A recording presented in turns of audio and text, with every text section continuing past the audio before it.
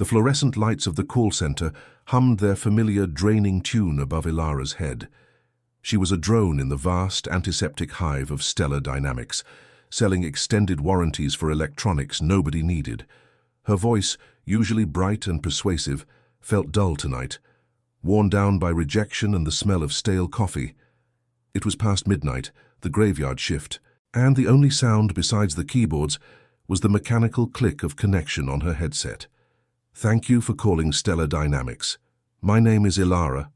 How may I—" The voice on the other end was not the usual tired homeowner or automated message. It was a deep, resonant rumble, strained with urgency and carrying a tremor of fear that instantly cut through her practiced corporate script. "Please don't hang up," the voice whispered, the sound of his breath ragged. "I know this isn't what you do, but you're the only one who answered. You're the only line that was open." Elara paused, her finger hovering over the Transfer to Supervisor button. "Sir, I can only assist with warranty claims for your—" "They're here," he interrupted, his voice dropping to a harsh, panicked rasp. "I can hear the car outside. They found me, they always find me." A chill, sharper than the office air conditioning, traced its way down Elara's spine. This wasn't a prank. The sheer terror in his tone was visceral. She glanced around the nearly empty office. Only two other operators were still hunched over their desks, lost in their own late-night purgatories. "Sir, who is they? Are you in danger? I need you to tell me where you are so I can call the police," she said, her professional demeanor cracking under the weight of genuine alarm. He let out a short, hollow laugh. "The police? No. They're the ones I'm running from. Not the ones with badges, but the ones with unlimited resources. The ones who sign the paychecks for the ones with badges. My name is— just call me Julian. Please, Elara, just stay on the line, just talk to me. I need to hear a normal human voice." The intimacy of him knowing her name, pulled from the caller ID, felt like a tether. For the next 2 hours, Elara abandoned her script. She listened. Julian spoke in fragmented bursts, painting a terrifying picture of life on the run, sleeping in cheap motels, driving switchback roads, always watching his rearview mirror. He was hunted not for murder or bank robbery, but for something far colder and more powerful: information. He had stolen a ledger, a record of a massive, multinational corporate conspiracy involving environmental crimes and illicit campaign financing. He kept repeating, "They want the ledger back. They don't care if I'm alive or dead, as long as the data is gone." The connection they forged in those 2 hours was immediate and profound, born from desperation on his side and a startling, forbidden excitement on hers. She wasn't selling him a 3-year protection plan. She was protecting him with her attention, her voice a shield against the vast silence of his fear. When the shift supervisor finally walked past and cleared his throat, Elara whispered, "You need to hang up now. I'll be here tomorrow night. Same time. Call me." He didn't reply immediately. She heard a sigh, a sound of heavy relief before a soft, "Thank you, Elara, you saved me tonight." Then the line went dead. That night, Elara didn't sleep. She Googled corporate espionage, offshore accounts and major environmental lawsuits. She was pulled into his world of shadows and high-stakes consequence, a stark contrast to her predictable, low-stakes life. Julian became her secret. The calls continued nightly for 2 weeks.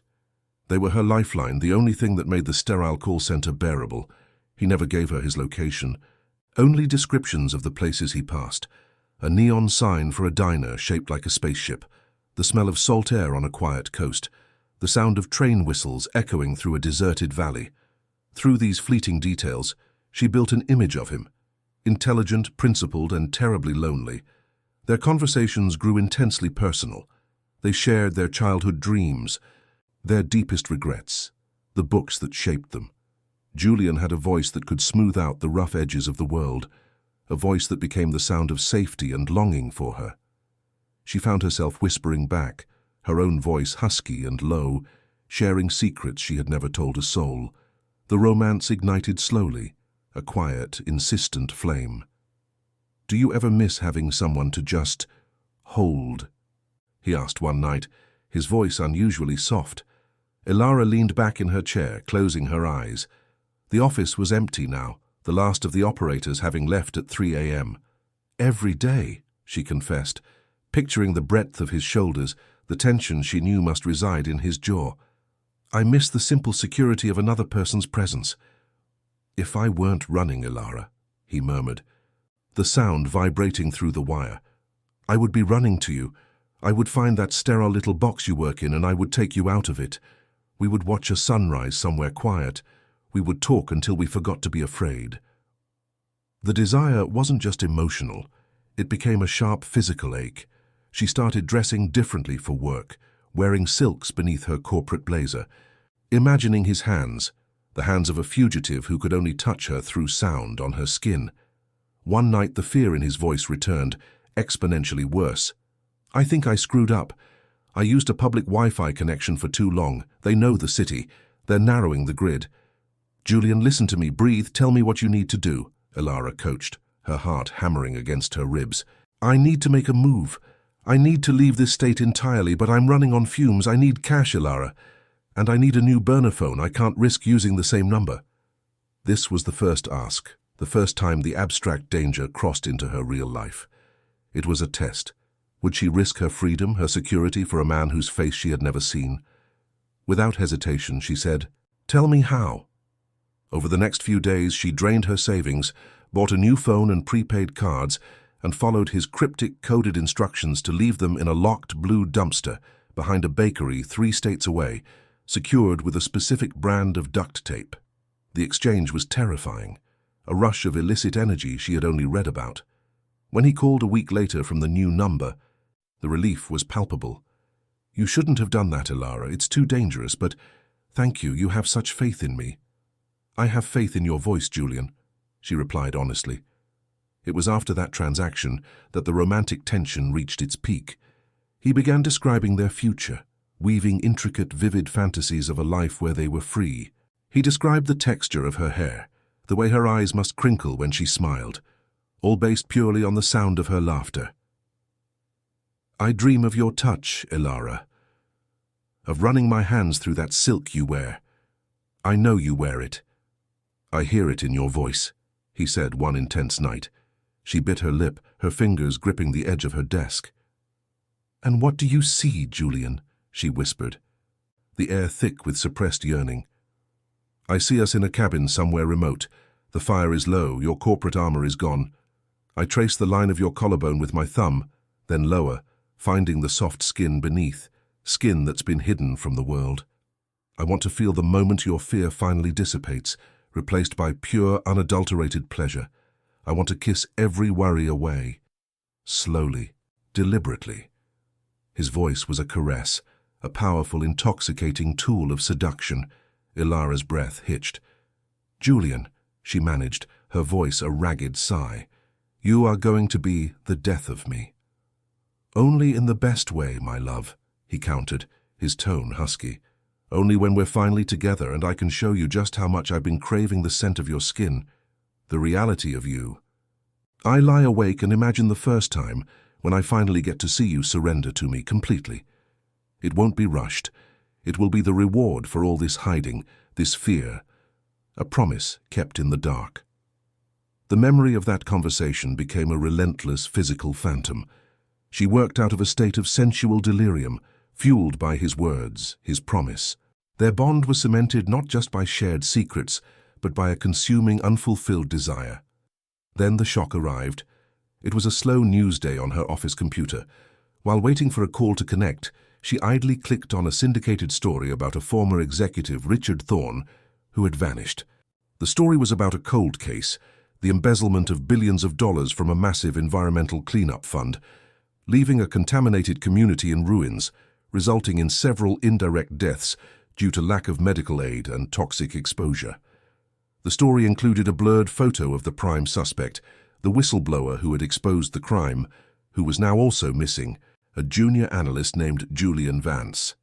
The moment she saw the picture, a cold, hard knot formed in her stomach. The man in the photo, though younger, cleaner cut, and without the fear etched into his face, was her Julian. But the accompanying details stopped her heart. Thorne hadn't just vanished. He had been kidnapped. The police believed Julian Vance was directly involved in the abduction, using the stolen ledger as leverage. perhaps even orchestrating the disappearance himself to buy time or force a confession. The article didn't accuse him of murder, but it painted him as a dangerous, desperate man, far beyond a simple whistleblower. The corporate fixers pursuing him were likely real, but the police were looking for him for something far more serious than corporate theft. He had lied by omission. He hadn't just stolen the ledger. He had used it to take the CEO. Her Julian was an abductor. The next time he called, she answered with forced composure. "Elara, I'm okay. I'm almost out of the country. We're so close." "Julian," she started, her voice shaking despite her efforts. "I saw the news. Richard Thorne. The kidnapping. Why didn't you tell me?" Silence. Silence heavy with betrayal. A silence that stretched across 3 time zones and the thousands of secrets they had shared. "I couldn't," he finally breathed, the fear returning, this time directed at her. "I couldn't risk you knowing the whole truth. It's complicated, Elara.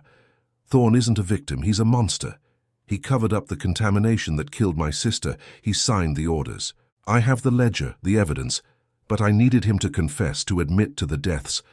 I have him, he's safe, but he's not free. I just needed enough time to get the confession on record before I release him and turn myself in with the evidence." "You have him. You kidnapped him, Julian," she cried, her voice cracking. "I helped you. I funded an abduction. Everything we built. Was it all a manipulation?" "No." His desperation was palpable. "The ledger proves everything. The money, the deaths, the cover-up. I did this for justice. I did this because the legal system failed. I needed leverage. And you, Elara, you are the only real good thing in this entire nightmare. I swear to you, I love you, and I need your help one last time. I need an exit strategy. The confession is recorded. I just need to get the file out, mail the ledger, and disappear for a little while until the dust settles and I can get a proper lawyer." She sat in the quiet of the call center, a corporate operator turned accessory to a high-profile kidnapping. Her choice was stark: destroy the only meaningful connection she'd ever made, turn him in, and spend the rest of her life wondering if he was telling the truth about justice, or help him, risking her freedom, but securing his life and the evidence he carried. The romance they had built, the intense, intimate bond, warred with her moral compass and the overwhelming fear of the law. She chose him. She used her technical knowledge, gained from years of selling tech support, to research secure communication and money laundering routes. She spent the next 2 days crafting a flawless, untraceable digital exit path. It involved Bitcoin tumblers, ghost IPs, and a drop location in a densely populated South American city where he could disappear into the crowd. "This is it, Julian," she told him, her voice firm. "I've set up the transfer. You have less than 12 hours before the trace hits the account. Get the confession and the ledger to the public prosecutor's office, as we planned. Then run, and don't look back." "Elara, I'm coming back for you. When this is over, when the world knows the truth, I'm finding you." "No," she said, her voice surprisingly steady. "You can't. You need to be safe. I'll meet you there. I've booked a flight. I'm leaving Stellar Dynamics. I can't stay here anymore, not after everything. I'll meet you on the other side of the world, Julian. Be ready for me." A relieved, joyful sob escaped him. "You are the bravest person I know. I love you, Elara." "I love you too. Now go. I'll call you when I land." The next few hours were a whirlwind. She quit her job, emptying her locker and deleting all her records. She withdrew the rest of her savings, bought a one-way ticket, and left the fluorescent lights of the call center for good. She didn't look back. 2 weeks later, the news exploded. Richard Thorne was found, unharmed but terrified, locked in a remote warehouse. The next day, an anonymous package containing the comprehensive ledger and Thorne's video-recorded confession was delivered to the Attorney General's office. The scandal rocked the corporate world. Julian Vance was still a wanted man for kidnapping, but he was also heralded by some as a hero, a modern-day vigilante whose evidence guaranteed the indictment of dozens of high-powered executives. Elara arrived in Rio de Janeiro on a muggy morning. The city was a riot of color and sound, overwhelming and vibrant. the antithesis of her old life. She walked to the small, prearranged meeting spot, a quiet cafe near the coast. She saw him immediately. He was sitting at a small table, nursing a coffee, his head bowed. He looked thinner, more tired. But fundamentally, he looked real, no longer just a voice. He had dark, slightly too long hair, deep-set eyes that looked wary, and a jawline that hinted at the steel she knew was beneath the surface. He was handsome, but the weary humanity in his expression was what truly captivated her. He looked up. His eyes, the color of warm whiskey, found hers across the bustling room. The moment was an eternity compressed, the culmination of all those late-night whispers, the fear, the desire, the shared crime. He rose slowly, his smile tentative, then growing wide, transforming his face into something radiant and free. He didn't speak. He didn't need to. Elara dropped her worn travel bag and walked straight into his arms. The touch was everything she had imagined and more. Solid, grounding, electric. He held her tightly, burying his face in her hair, inhaling the scent of her, the reality of her. "You're real," he murmured against her skin. "You're here," she replied, her voice muffled against his chest. They held the embrace for a long, silent moment, letting the noise of the city wash over them. When he finally pulled back, he held her face between his palms, his thumbs tracing the edges of her eyes. He kissed her, not in a rushed, cinematic way, but slowly, deeply, a kiss that tasted of freedom and promise. It was the most honest moment of her life. They spent the first few weeks in a secluded, rented house on a small island, allowing the emotional bond they had forged over the phone to solidify into a physical, living reality. The eroticism they had only hinted at became the language of their quiet, safe sanctuary. They were two fugitives, two conspirators, but now they were simply two lovers. They started planning their new life, a life built on trust, honesty, and the thrilling knowledge that they had risked everything and won. Julian, now using a new name, started consulting remotely on ethical corporate compliance. His past knowledge a powerful tool for good. Elara, finding her voice amplified and empowered, started writing, documenting her journey from call center drone to international accomplice, all for love. The legal trouble remained a shadow, but they faced it together, knowing that Julian's evidence was changing the world and that their love was stronger than the consequences. They had a safe house, a new identity, and a shared future where every day was a victory against the darkness they had escaped. It was a perilous, happy ending, built on a foundation of whispers and the unforgettable voice on the other side of the line. If you love this story and want to hear more like it, please hit that subscribe button. It truly means the world to us and helps us grow. And hey, while you're at it, let's aim for 50 likes on this video. Help us smash that goal.